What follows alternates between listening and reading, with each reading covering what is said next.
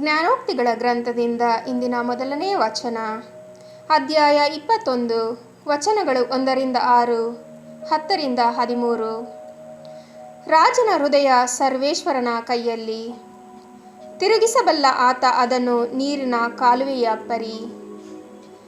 ಮಾನವರ ನಡವಳಿಕೆ ಅವರವರ ನೋಟಕ್ಕೆ ನೇರ, ಅವರ ಅಂತರಂಗವನ್ನು ವೀಕ್ಷಿಸಬಲ್ಲನು ಸರ್ವೇಶ್ವರ. ನ್ಯಾಯ ನೀತಿಗಳು ಬಲಿಯರ್ಪಣೆಗಿಂತ ಶ್ರೇಷ್ಠ, ಸರ್ವೇಶ್ವರನಿಗೆ ಅವು ಬಲು ಇಷ್ಟ. ಗರ್ವದ ನೋಟ ತುಂಬಿದ ಎದೆ, ಇವು ದುರುಳರಳು ಕಾಣುವ ಪಾಪದ ಕಿಡಿಗಳು. ಶ್ರಮಜೀವಿಗಳ ಯೋಜನೆಯಿಂದ ಸಮೃದ್ಧಿ, ತಾಳ್ಮೆ ಇಲ್ಲದ ತ್ವರೆಯಿಂದ ಅಧೋಗತಿ. ಹಬೆಯಂತೆ ನಾಪತ್ತೆ, ಸುಳ್ಳಿನಿಂದ ಸಿಕ್ಕಿದ ಸಂಪತ್ತು. ಮೃತ್ಯುಪಾಶದಂತೆ ಅದೊಂದು ವಿಪತ್ತು.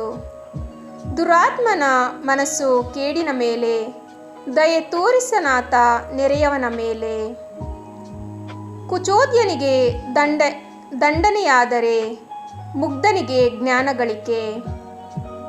ಜ್ಞಾನಿಗೆ ಶಿಕ್ಷೆಯಾದರೆ, ತಾನೇ ಹೊಂದುವನು ತಿಳುವಳಿಕೆ. ಸತ್ಯ ಸ್ವರೂಪನ ದೃಷ್ಟಿ ದುಷ್ಟರ ಮನೆಯ ಮೇಲೆ, ಆ ದುರುಳರನ್ನು ದಬ್ಬಿ ಬಿಡುವನು ಕೇಡಿಗೆ. ಬಡವನ ಮೊರೆಗೆ ಕಿವಿ ಮುಚ್ಚಿಕೊಳ್ಳುವವನೇ, ನೀನೇ ಮೊರೆ ಇಡುವಾಗ ಉತ್ತರ ಕೊಡುವವರಾರು ನಿನಗೆ. ಪ್ರಭುವಿನ ವಾಕ್ಯ. ದೇವರಿಗೆ ಕೃತಜ್ಞತೆ ಸಲ್ಲಲಿ. ಕೀರ್ತನೆ ಶ್ಲೋಕ. ನಡೆಸು ಎನ್ನ ಪ್ರಭು ನಿನ್ನ ಆಜ್ಞಾ ಮಾರ್ಗದಲ್ಲಿ. ಪ್ರಭುವಿನ ಶಾಸ್ತ್ರಾನುಸಾರ ನಡೆಯುವವರು ಧನ್ಯರು. ದೋಷರಹಿತ ಮಾರ್ಗದಲ್ಲಿ ನಡೆಯುವವರು ಧನ್ಯರು. ನಿನ್ನ ನಿಯಮಗಳ ಪಥವೆನಗೆ ತಿಳಿಯಪಡಿಸಯ್ಯ. ನಿನ್ನ ಅದ್ಭುತ ಕಾರ್ಯಗಳನ್ನು ನಾ ಧ್ಯಾನಿಸುವೆನಯ್ಯ. ಶ್ಲೋಕ. ನಡೆಸು ಎನ್ನ ಪ್ರಭು ನಿನ್ನ ಆಜ್ಞಾ ಮಾರ್ಗದಲ್ಲಿ. ಆರಿಸಿಕೊಂಡಿರುವೆನು ನಾನು ಸತ್ಯ ಮಾರ್ಗವನ್ನು, ಇರಿಸಿಕೊಂಡಿಹೇನು ಕಣ್ಮುಂದೆ ನಿನ್ನ ವಿಧಿಗಳನ್ನು. ನೀಡೆನಿಗೆ ನಿನ್ನ ಶಾಸ್ತ್ರದ ಅರಿವನ್ನು, ಪೂರ್ಣ ಮನದಿಂದ ಆಚರಿಸುವೆನದನ್ನು. ಶ್ಲೋಕ. ನಡೆಸು ಎನ್ನ ಪ್ರಭು ನಿನ್ನ ಆಜ್ಞಾ ಮಾರ್ಗದಲ್ಲಿ. ಎನ್ನ ನಡೆಸು ನಿನ್ನ ಆಜ್ಞಾ ಮಾರ್ಗದಲ್ಲಿ, ಪಡೆಯುವೆ ಹರ್ಷಾನಂದವನ್ನು ಅದರಲ್ಲಿ. ಸತತ ನಿನ್ನ ಧರ್ಮಶಾಸ್ತ್ರವನ್ನು ಕೈಗೊಳ್ಳುವೆ, ಯುಗ ಯುಗಾಂತರಕ್ಕೂ ಅದನ್ನು ಪರಿಪಾಲಿಸುವೆ. ಶ್ಲೋಕ. ನಡೆಸು ಎನ್ನ ಪ್ರಭು ನಿನ್ನ ಆಜ್ಞಾ ಮಾರ್ಗದಲ್ಲಿ. Alleluia hallelujah alleluia. ನನ್ನ ಕುರಿಗಳಾದರೂ ನನ್ನ ಸ್ವರವನ್ನು ಗುರುತಿಸುತ್ತವೆ. ನಾನು ಅವನ್ನು ಬಲ್ಲೆನು, ಅವು ನನ್ನನ್ನು ಹಿಂಬಾಲಿಸುತ್ತವೆ.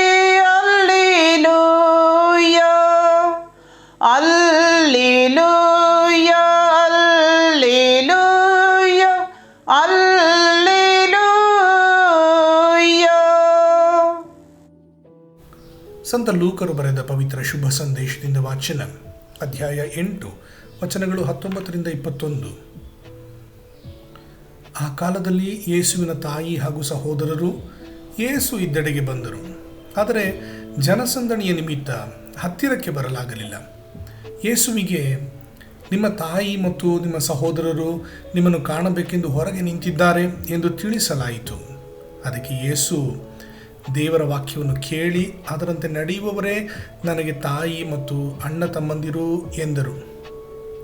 ಪ್ರಭುವಿನ ಶುಭ ಸಂದೇಶ. ಕ್ರಿಸ್ತರೇ ನಿಮಗೆ ಸ್ತುತಿ ಸಲ್ಲಲಿ.